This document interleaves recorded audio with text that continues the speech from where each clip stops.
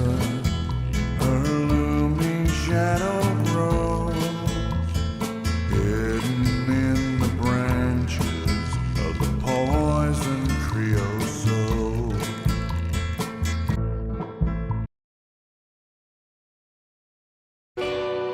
Called in to investigate another case, because there's always another case, except this time it was an anomaly.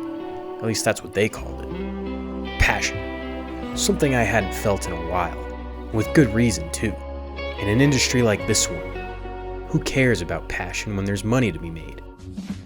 When there's only one criteria for success forced down everyone's throats come Judgment Day. Why would anyone take a risk, dare to be unique, stray from what others are doing for this so-called success?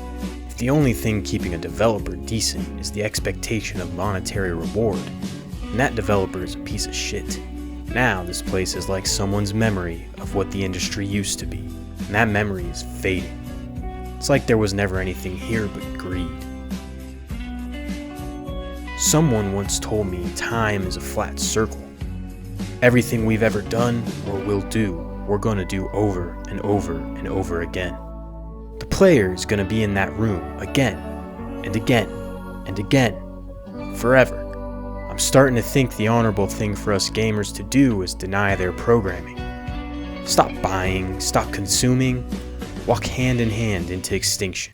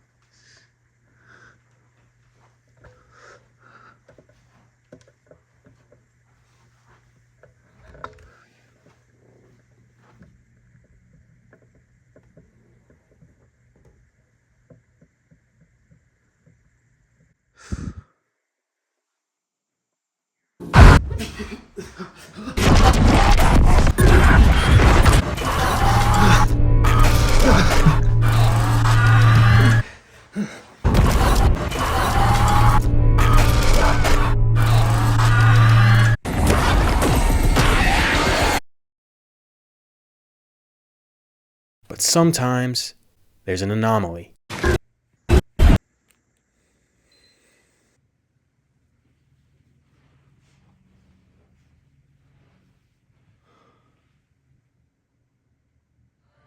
Alan Wake 2 stands out from the crowd.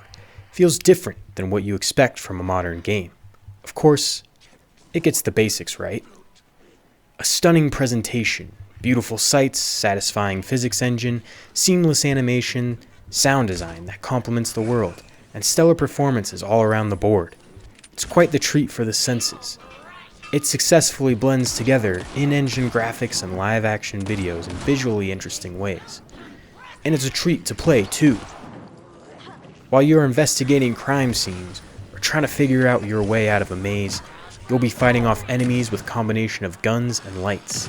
The gameplay fit perfectly for the survival horror genre, and the continuous expansion of your weapons arsenal, along with there being just enough enemy variety, never made the gameplay feel stale. All of that complemented with some of the best pacing I've experienced. The game always knew just the right time to switch between fighting off enemies and exploration or horror. I never found myself growing tired of the experience. The mechanics in this game are also pretty unique, being able to change a scene with light or with the power of your typewriter. I also appreciated the puzzles didn't always boil down to just finding combination to safes on a sticky note. I can't believe I was actually happy to be doing a math problem in order to solve the combination. And the story. An FBI agent comes to investigate a murder in a small town, but gets tangled up in the web of stories from a missing author that have been coming true and warping reality. The dark place twists and molds the story, making it hard to know what really is happening and what isn't. But I always kept wanting to find out. Interesting characters, unique locations, great music, and a convoluted plot just ooze Remedy's signature style, but all at its best. The whole time you will be trying to figure out what's going on, whether it's the author or as the FBI agent. There's always a feeling of mystery, leaving the player intrigued, but also always that feeling of progress, of chipping away at what's going on, just grasping the player and making them want to keep going, hook, line, and sinker.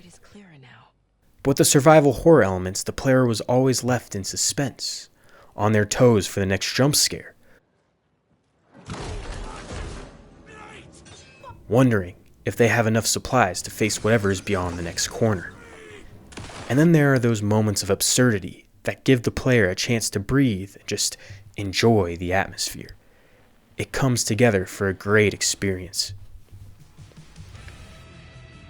And it's a great experience that feels unlike so much of what else is out there. I've only been on one other case with Remedy, Control, but for both of these games, I can feel the artistic passion from these devs. This is not your run-of-the-mill game with monetization at every corner, endless battle passes, skins, grinding for loot, copy and paste padded out content, bland open worlds. No, this is something different. You can practically feel the artistic vision coming from the developers almost as if it were something tangible. From the signature, out-of-this-world story, to the wacky characters and the crazy set pieces, this was something made from passion. So yeah, when they called this an anomaly, they were right. Some say that it moves forever, this road that I lose you on every time. Some say